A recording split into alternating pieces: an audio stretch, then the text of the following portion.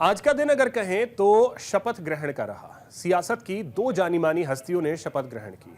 एक तरफ झारखंड में हेमंत सोरेन चौथी बार सीएम पद की शपथ लेते नजर आए, वहीं गांधी परिवार की लाडली प्रियंका गांधी ने संसदीय सियासत में कदम रख दिया। प्रियंका गांधी वाड्रा ने आज देश की संसद में अपनी सियासी पारी की शुरुआत की। उन्होंने लोकसभा सदस्य के तौर पर शपथ ली।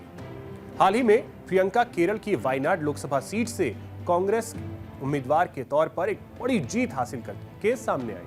प्रियंका गांधी के शपथ ग्रहण के दौरान उनके भाई और लोकसभा में नेता प्रतिपक्ष राहुल गांधी, उनकी मां सोनिया गांधी भी मौजूद रहे। इस दौरान उनके बेटे और बेटी रेहान वाड्रा और मिराया वाड्रा भी संसद में दिखे। कांग्रेस नेता प्रियंका गांधी वाड्रा की मां और राज्यसभा सांसद सोनिया गांधी ने उनके सांसद के तौर पर शपथ लेने पर खुशी व्यक्त की।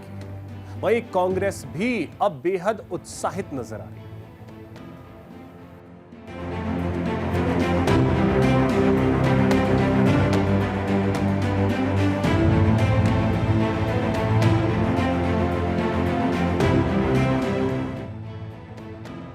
कांग्रेस नेता प्रियंका गांधी वाड्रा की संसदीय लोकतंत्र में पारी शुरू हो चुकी है। प्रियंका केरल के वायनाड से उपचुनाव जीतकर लोकसभा पहुंची। लोकसभा की कार्यवाही शुरू होते ही स्पीकर ओम बिरला ने प्रियंका गांधी का नाम शपथ लेने के लिए पुकारा, जिसके बाद प्रियंका हाथ में संविधान लेकर शपथ लेने पहुंची और शपथ ली। गांधी वाड्रा, जो लोकसभा की सदस्य निर्वाचित हुई हूं, सत्यनिष्ठा से प्रतिज्ञान करती हूं कि मैं विधि द्वारा स्थापित भारत के संविधान के प्रति सच्ची श्रद्धा और निष्ठा रखूंगी। मैं भारत की प्रभुता और अखंडता अक्षुण्ण रखूंगी तथा जिस पद को मैं ग्रहण करने वाली हूं, उसके कर्तव्यों का श्रद्धापूर्वक निर्वहन करूंगी। इससे पहले संसद भवन पहुंचने पर प्रियंका गांधी बेहद खुश नजर आईं।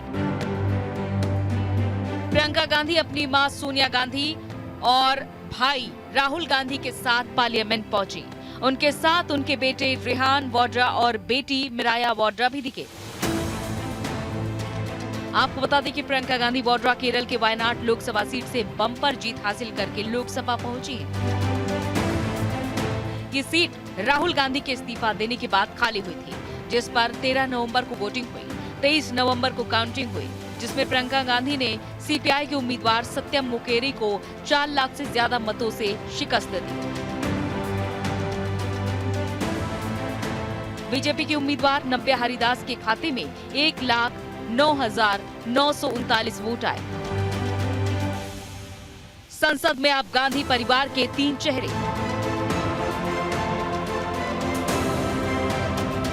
प्रियंका गांधी वाड्रा के लोकसभा सदस्य के तौर पर शपथ लेने के साथ ही गांधी परिवार के 3 लोग संसद में दिखेंगे,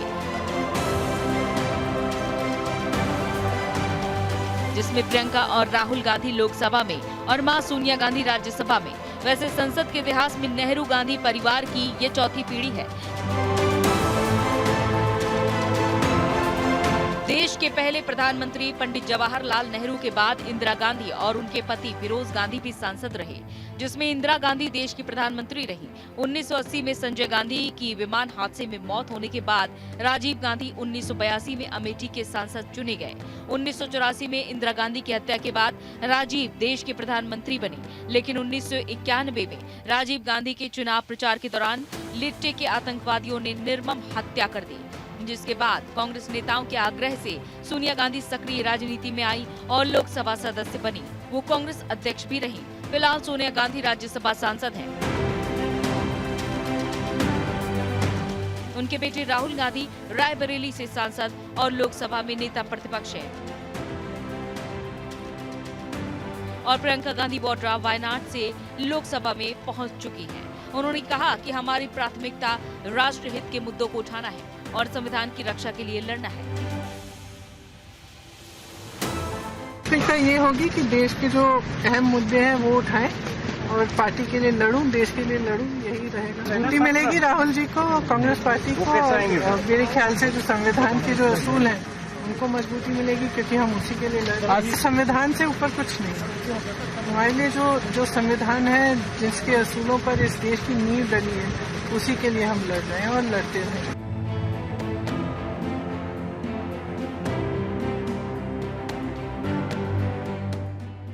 प्रियंका गांधी के लोकसभा सदस्य के तौर पर शपथ लेने से कांग्रेस के साथ विपक्ष में भी उत्साह का माहौल है। इंडी गठबंधन के नेता इस पर अपनी तरह से खुशी का इजहार कर रहे हैं। कांग्रेस नेताओं का कहना है कि प्रियंका देश की महिला की आवाज बनेगी। पार्लियामेंट में नई ऊर्जा, नई शक्ति हमको मिली और वो अच्छे वक्ता हैं और हर चीज को समझते हैं और जनता के समस्या को उठाते हैं और खासकर महिलाओं के समस्याओं को वो उठाने में सक्षम है। Take oath today. Yes, we are all very happy and proud. Thank you, ma'am. Ma'am, on Priyanka Gandhi. Take oath today. Yes, we are all very happy and proud. Thank you, ma'am. जब उन्होंने निर्णय लिया वो आई स्वागत। और दूसरा यह है कि अब पार्लियामेंट के अंदर एक महिला सशक्तिकरण की आवाज़ उठेगी और अच्छे ढंग से मुद्दों को रखा जाएगा। केरला की साड़ी थी जो आज उन्होंने पहनी थी, जहाँ तक मेरे को किसी लेडीज ने बताया कि केरला का कोई सिल्क है या क्या है, तो वो साड़ी पहनी थी। उन्होंने वायनाड को कम्प्लीमेंट किया। वहीं शिवसेना उद्धव गुट के नेता संजय राउत ने सोशल मीडिया पर लिखा, अब शेरनी संसद में आ गई है। बहरहाल प्रियंका गांधी अब लोकसभा में पहुंच चुकी हैं। इसमें कोई दो राय नहीं है कि वो मुखर हैं। लोकसभा चुनाव में भी प्रियंका गांधी ने अपने भाई राहुल के साथ मिलकर पूरे देश में प्रचार किया। वो केंद्र सरकार की कई मुद्दों पर तीखी आलोचना भी करती रही और अब बतौर सांसद वो सदन में मोदी सरकार के कामकाज को लेकर हमले करेंगे। लेकिन सबसे बड़ा सवाल ये है कि वो पार्टी को नए मुकाम तक पहुंचाने में कितना कारगर होती है, ये तो समय ही बताएगा। न्यूज इंडिया के लिए भानु प्रकाश की रिपोर्ट। झारखंड में हेमंत सोरेन चौथी बार मुख्यमंत्री बने। झारखंड के राज्यपाल संतोष गंगवार ने हेमंत सोरेन को शपथ दिलवाई। 49 साल के जेएमएम नेता हेमंत सोरेन चौथी बार राज्य के मुख्यमंत्री बने। रांची के मुरहाबादी मैदान में शपथ ग्रहण समारोह का आयोजन हुआ, जिसमें कांग्रेस अध्यक्ष मल्लिकार्जुन खड़गे, कांग्रेस नेता राहुल गांधी, समाजवादी पार्टी के सुप्रीमो अखिलेश यादव, पश्चिम बंगाल की मुख्यमंत्री ममता बनर्जी, पंजाब के मुख्यमंत्री भगवंत मान, आम आदमी पार्टी के संयोजक अरविंद केजरीवाल, कर्नाटक के डिप्टी सीएम डीके शिवकुमार, तमिलनाडु के डिप्टी सीएम उदयनिधि स्टालिन और आरजेडी नेता तेजस्वी यादव मौजूद रहे। शपथ ग्रहण के बाद सीएम सोरेन ने कहा कि आज झारखंड के लिए ऐतिहासिक दिन है।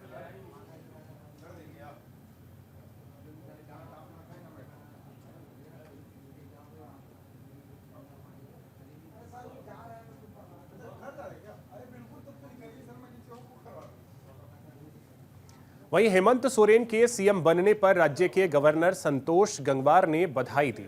उन्होंने कहा कि हेमंत सोरेन के नेतृत्व में राज्य विकास के पथ पर आगे बढ़ेगा।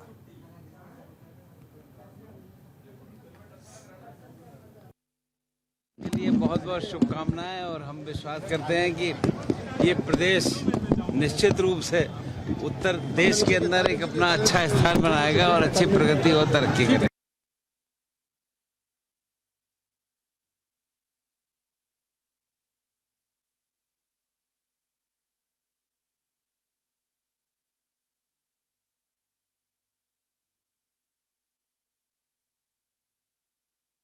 तो देखिए, संतोष गंगवार ने बधाई दी है। हेमंत सोरेन ने एक बार फिर से मुख्यमंत्री पद की शपथ ले ली है।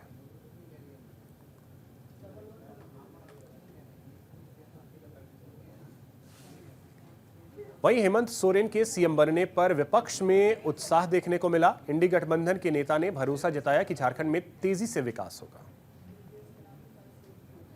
Being as a brother, being as the Jharkhand's son, I can definitely say the love and affection which is given by the native or the people of Jharkhand, I think definitely the Hemant will fulfill all the beliefs, their love and the aspirations which we are having right now to having a thriving Jharkhand. I think better he will show by his work, and I just congratulate Hemant sir also, being as a MLA of Gande.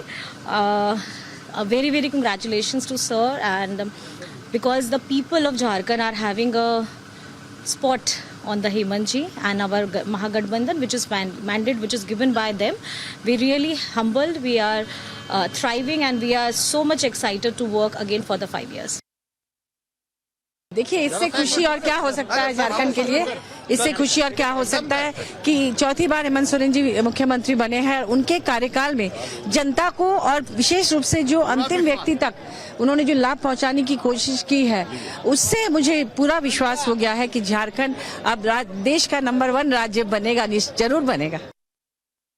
No, it is a great day for Jharkhand, and people have exposed a lot of confidence. I am sure that the entire Gathbandhan will do a very good job, and it is a big lesson because they tried to harass him. Harassing leaders will not help. So this is also one of the example after Karnataka.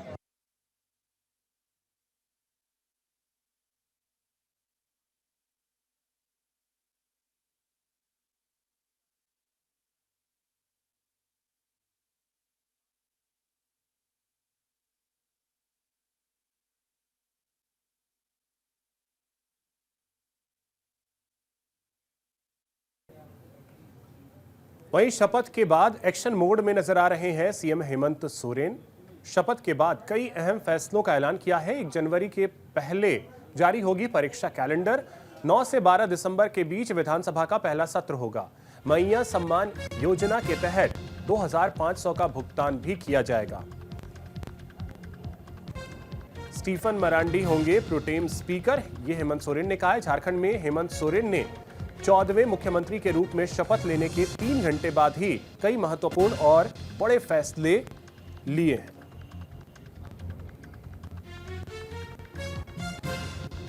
SSC तथा अन्य प्राधिकार